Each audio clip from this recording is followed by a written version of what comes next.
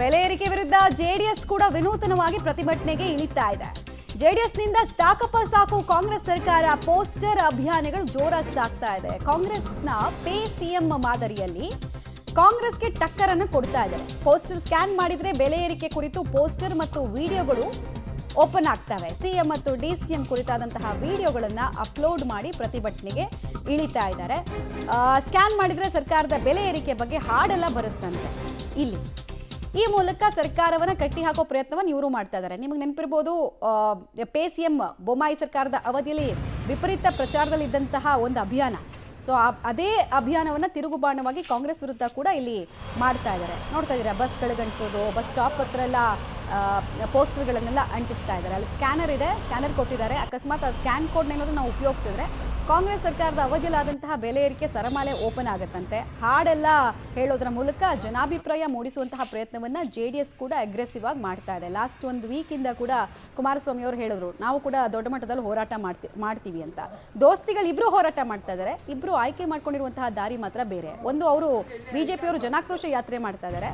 JDSನವರು ಇಲ್ಲಿ ಸಾಕಪ್ಪ ಸಾಕು ಕಾಂಗ್ರೆಸ್ ಸರ್ಕಾರ ಅಂತ ಹೇಳಿ ಪೋಸ್ಟರ್ ಅಭಿಯಾನಕ್ಕೆ ಚಾಲನೆಯನ್ನು ಕೊಟ್ಟಿದ್ದಾರೆ. ಕಾಂಗ್ರೆಸ್ನವ್ರಿಗೆ ಹೆಂಗಾಗಿದೆ ಇದು ಅಂತಂದರೆ, ಟೇಸ್ಟಿಂಗ್ ದೇರ್ ಓನ್ ಮೆಡಿಸಿನ್, ಅಂದರೆ ಅವರ ಔಷಧಿಯನ್ನು ಅವರಿಗೆ ಕೊಟ್ಟು ಹೆಂಗಿದೆ ರುಚಿ ಅಂತ ಕೇಳದಂಗಿದೆ. ಯಾಕಂದರೆ ಅವರೇ ಇದನ್ನೆಲ್ಲ ಶುರು ಮಾಡಿದ್ದು.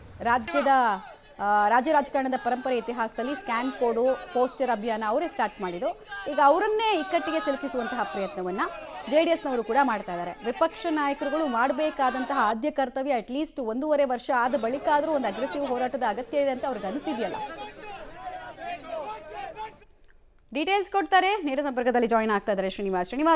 JDS ಅವರ ಹೋರಾಟದ ಸ್ವರೂಪ ಯಾವ ರೀತಿ ಇದೆ, ಇದನ್ನ ಇನ್ನೂ ಅಗ್ರೆಸಿವ್ ಆಗಿ ಹೆಂಗೆ ತಗೊಳ್ಳೋಗ್ಬೇಕು ಅಂತಿದ್ದಾರೆ? ಕಾಂಗ್ರೆಸ್ನವರಿಗೆ ಅವರ ಮೆಡಿಸನ್ ಅನ್ನು ಅವರಿಗೆ ಕೊಟ್ಟು ಟೇಸ್ಟ್ ಹೆಂಗಿದೆ ಅಂತ ಕೇಳ್ದಂಗಿದೆ ಈ ಪ್ರತಿಭಟನೆಯ ಸ್ವರೂಪ.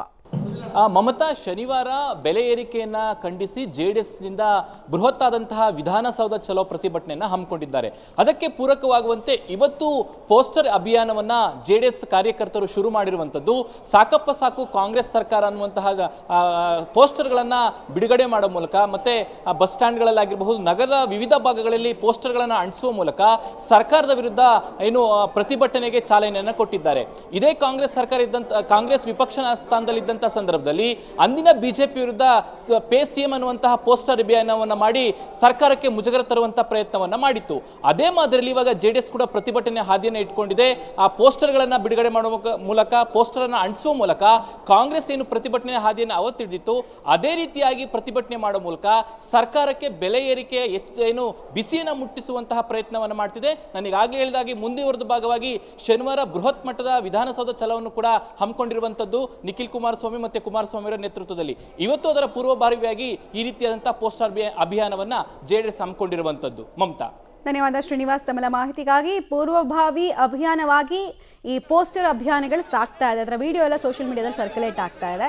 ಶನಿವಾರ ಇನ್ನೂ ದೊಡ್ಡ ಮಟ್ಟದಲ್ಲಿ ಹೋರಾಟವನ್ನು ಮಾಡ್ತಾರಂತೆ. ವಿಪಕ್ಷ ನಾಯಕರುಗಳು ಕೊನೆಗೂ ಎಚ್ಚೆತ್ತುಕೊಂಡು ಸರ್ಕಾರದ ವಿರುದ್ಧ ದೊಡ್ಡ ಮಟ್ಟಿಗಿನ ಜನಾಭಿಪ್ರಾಯ ಮೂಡಿಸೋದಕ್ಕೆ ಮುಂದಾಗ್ತಾ ಇದ್ದಾರೆ. ಕಾಂಗ್ರೆಸ್ ಇದನ್ನು ಹೇಗೆ ಕೌಂಟರ್ ಕೊಡುತ್ತೆ ಅನ್ನೋದನ್ನ ನೋಡಬೇಕು. ಇವತ್ತು ಅದರ ಭಾಗವಾಗಿ NSUI ಕಾರ್ಯಕರ್ತರನ್ನೆಲ್ಲ ಫೀಲ್ಡಿಗೆ ಇಳಿಸಿದೆ.